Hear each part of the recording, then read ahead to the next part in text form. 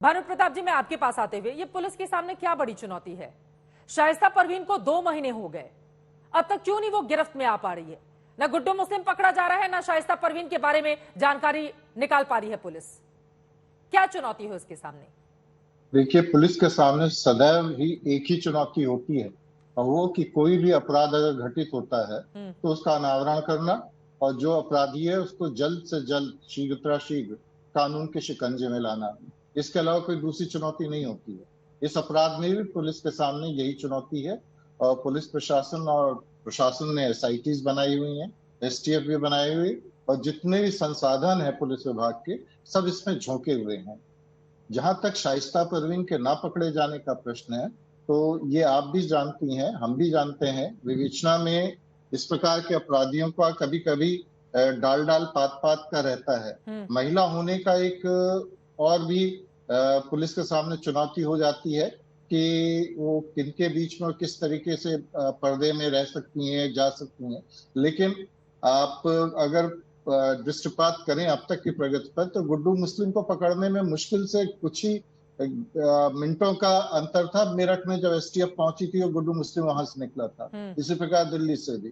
तो ऐसा नहीं है कि गुड्डू मुस्लिम एक बहुत हार्डकोर क्रिमिनल है। और ये आप समझ लीजिए कि जितने अपराध उसके खिलाफ पंजीकृत हैं, उससे कई अपराध वो कर चुका है जो पंजीकृत नहीं हुए हैं। ये वैसे सभी माफियाओं और सभी दुर्दांत अपराधियों के साथ होता है कि जो रिकॉर्डेड हिस्ट्री होती है उससे कई गुना हिस्ट्री बताते नहीं है पीड़ित व्यक्ति। तो ये गुड्डू मुस्लिम को पकड़ना एक बहुत बड़ा चुनौती है। पुलिस इसमें निश्चित कामयाब होगी। सर, लेकिन 2 महीने हो चुके हैं भानु प्रताप जी, 2 महीने का वक्त गुजर चुका है। इसके पहले कि वो कुछ और अपराध करे, उसका पुलिस के शिकंजे में आना बहुत जरूरी हो जाता है। पुलिस एनकाउंटर तो कर देती है अपराधियों का, लेकिन जिंदा एक अपराधी को गिरफ्त में लेकर उससे पूछताछ करके उसको उसके अंजाम तक पहुंचाने में पुलिस की कामयाबी अभी तो नजर नहीं आती है। भानु जी, देखिए, पुलिस की कामयाबी अभी तक इस आशय से नजर आ जाएगी आपको कि जितने अपराधी हैं उसमें सर्वाधिक लोगों को जवाबदेह बनाया जा चुका है, दिस वे या दैट वे, इस तरीके से या उस तरीके से।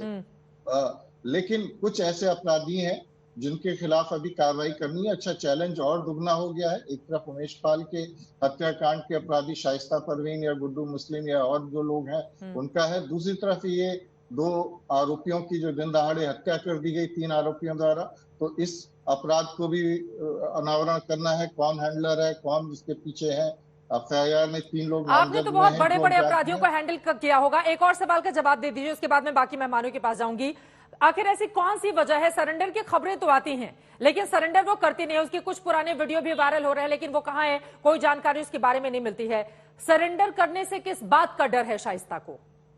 एक चीज आपको बता दें, क्योंकि बहुत ज्यादा खुलासा करना उचित भी नहीं रहता, लेकिन कल तक की गतिविधि से आपको स्पष्ट रहा होगा कि जब प्रयागराज और कौशाम्बी के बॉर्डर एरिया में कॉम्बिंग की जा रही थी, और ये तो पुलिस अंधेरे में तीर नहीं चलाती है, कुछ ना कुछ तो उसको सुराग मिलता है जब उस क्षेत्र में वो घेराबंदी कर रही है, तलाश करा रही है। तो ऐसी बात नहीं है। हम लोग को सूचनाएं पुलिस को सूचनाएं लगातार मिल रही हैं, बस ये समय की बात है कि कब हम उसको किस प्रकार से घेराबंदी करके कर लें। जहां तक ये सरेंडर की एप्लीकेशन डालने की बात है, तो ये कभी कभी एक स्ट्रेटेजी के तहत भी ये किया जाता है।